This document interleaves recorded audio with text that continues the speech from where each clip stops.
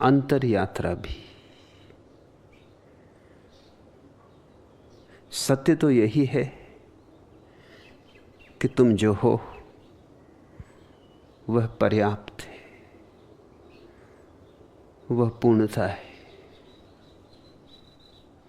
तुम जहां हो उससे कहीं अन्यथा नहीं होना है।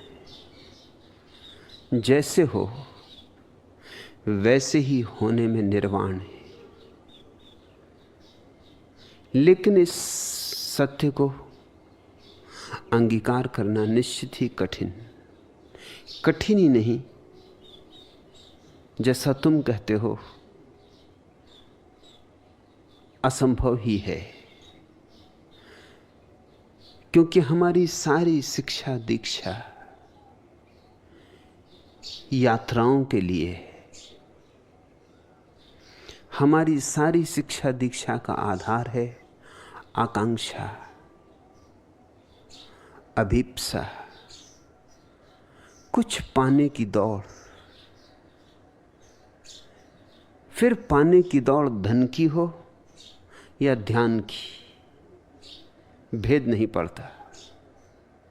फिर पाने की दौड़ पद की हो या परमात्मा की, भेद नहीं पड़ता। हमारे मन को अड़चन नहीं आती। मन कहता है कोई फिक्र नहीं, पद नहीं पाना है, परमात्मा तो पाना है। पाने की भाषा कायम रखो और मन राजी है। पाने की भाषा मन को जचती, क्योंकि मन पाने की भाषा के सहारे ही जीता है। मन यानी भविष्य।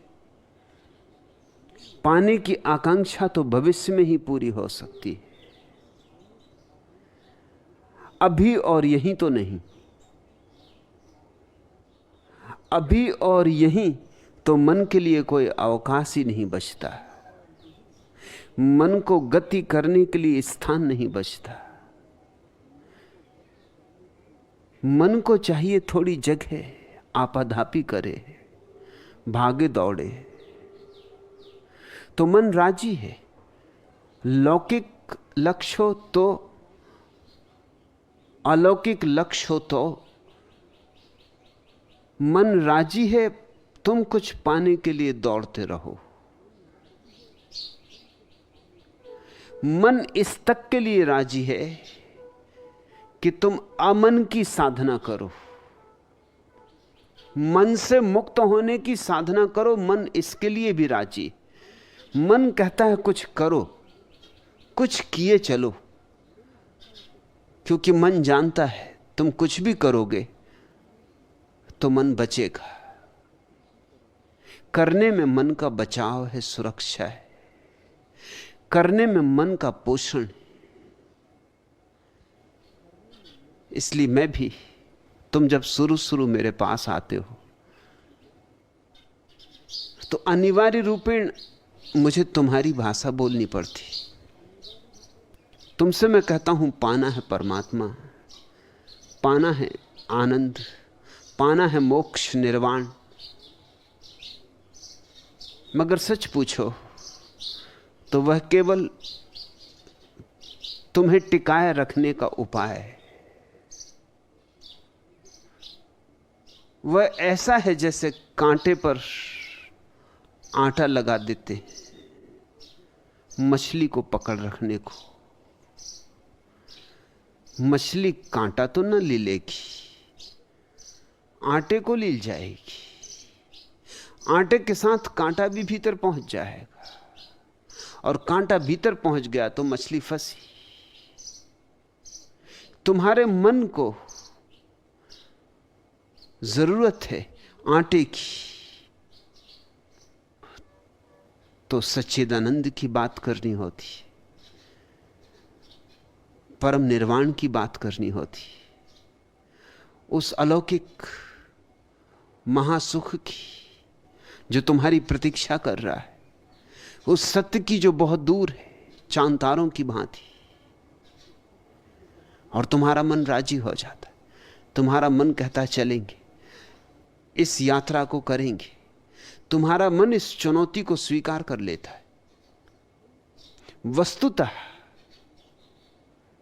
धन पाने वाला,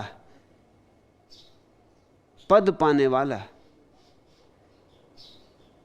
इतना ज्यादा मन को राजी नहीं कर पाता, क्योंकि मन चारों तरफ तो देखता है, बहुतों को पद मिल गया, क्या खाक मिला, और बहुतों ने धन पा लिया है, पाया क्या है? आखिर मन अंधा तो नहीं है, चारों तरफ लोगों के जीवन को देखता तो है। इसलिए जब तुम कहते हो धन पाना है, तो मन को वैसी चुनौती नहीं मिलती, क्योंकि चारों तरफ जिनके पास धन है उनको देख के ही मन स्वयं ही अधमरी हालत में हो जाता है, पाके भी क्या करेंगे। लेकिन जब तुम कहते हो ध्यान पाना है, तो मन खड़ा हो जाता है, मन में बल आ जाता है, मन में फिर एक ज्योति जगमगा उठती, मन फिर एक अभियान से भर जाता है। मन कहता है हां, अब कुछ करने जैसी बात मिली, कोई साधारण बात भी नहीं, मैं कोई साधारण आदमी थोड़ी हूं, असाधारण हूं, मैं कोई सांसारिक थोड़ी हूं, धार्मिक हूं। ये सांसारिक लोग तो क्षुद्र चीजों में उलझे हुए हैं, ये क्षुद्र चीजें तो मृत्यु इनसे छीन लेगी। मैं तो पाऊंगा विराट को, मैं तो पाऊंगा शाश्वत को, सनातन को, जिसे मृत्यु भी ना छीन पाएगी। गौर से देखना, ये लोभ का बड़ा रूप है, बड़ा सूक्ष्म। तुम्हारे साधु सन्यासी तुम्हें समझाते कि क्या उलझे हो क्षुद्र में, अरे शाश्वत को खोजो, जिसको न चोर चुरा सकते, न डांको लूट सकते, न मृत्यु छीन सकती, आग जिसे जलाती नहीं, ना हम दहति पावका, शस्त्र जिसे छेद नहीं सकते, नैनम छिदंती शस्त्राणी, कुछ ऐसा खोजो। और तुम सोचते हो कि बड़े अध्यात्म की बात हो रही, और मन तत्पर हो जाता है, मन इस चुनौती को स्वीकार कर लेता है। जितना ऊंचा शिखर हो, मन को उतना ही आकर्षक लगता है, जितना दूर का हो उतना आकर्षक लगता है, क्योंकि काश पहुंच पाऊं तो मैं अद्वितीय हो जाऊंगा। क्या मजा है धन पा लेने में, मजा है तो बुद्ध होने में, क्या मजा है पद पा लेने में, मजा है तो जिन होने में, क्या मजा है कि चार लोगों ने तुम्हें जाना और फिर मौत आई और सब यूं मिट गया जैसे पानी पे खींची लकीरें मिट जाती। मजा है तो कृष्ण होने में, क्राइस्ट होने में, सदियों सदियों तक गूंजते रहते नाम, युगों युगों तक पूजा चढ़ेगी, नैवेद्य चढ़ेगा, फूल चरणों पर गिरेंगे। जरा गौर से देखना, मन बड़ा चालबाज है, मन कहता है यह बात करने जैसी। इसलिए आध्यात्मिक यात्रा की बात मन को जज जाती। मैं भी तुमसे आध्यात्मिक यात्रा की बात करता हूं, मगर मेरे हिसाब में वो सिर्फ आटा है। अजी सरस्वती, एक बार तुम फंस गए, फिर असली बात कहनी ही होगी, और असली बात कठिनाई में डालेगी। असली बात बड़े द्वंद्व से भर देगी। आज नहीं कल, जब मैं देखूंगा अब तुम उस जगह आ गए जहां असली बात कही जा सकती है, फिर भी तुम लौट ना सकोगे। तुम इस बिंदु पर आ गए जहां से लौटना असंभव है, तब तो मैं तुमसे कहूंगा ही कोई यात्रा नहीं। परमात्मा गंतव्य नहीं है, तुम्हारा अस्तित्व है। परमात्मा को पाना नहीं है, तुमने कभी खोया ही नहीं। परमात्मा को पाने के लिए कोई उपाय, विधियां, साधनाएं नहीं करनी। उपाय, विधियां, साधनाएं तो उसे पाने को करनी होती जो हमारा स्वभाव ना हो, जो हमसे विजातीय हो। हां, धन को पाने के लिए विधि चाहिए, उपाय चाहिए, तरकीबें चाहिए, मार्ग चाहिए, लेकिन परमात्मा तो तुम्हारी अंतर अवस्था है, तुम्हारी आंतरिकता है। तुम कभी परमात्मा से भिन्न न रहे हो, न हो सकते हो। सिर्फ सो गए हो। परमात्मा इतना तुम्हें मिला हुआ है कि भूल गए हो। जब कोई चीज बहुत मिल जाती तो भूल जाती। तुम परमात्मा में ही जिए हो, इसलिए भूल गए हो। परमात्मा इतना निकट है, निकट से भी निकटतर।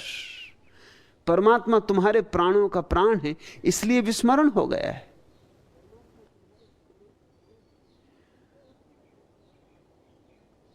परमात्मा को इसलिए नहीं भूल गए हो कि परमात्मा बहुत दूर है। परमात्मा को इसलिए भूल गए हो क्योंकि परमात्मा दूर नहीं, दूर के तारे तो दिखाई पड़ते रहते।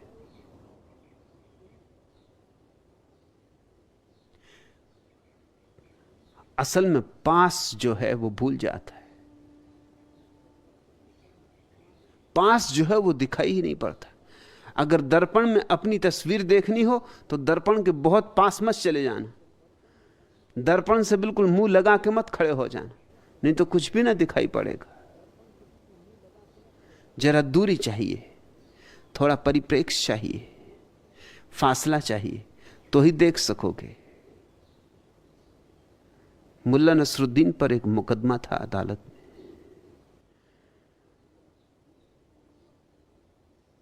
उससे पूछा गया कि यह हत्या हुई,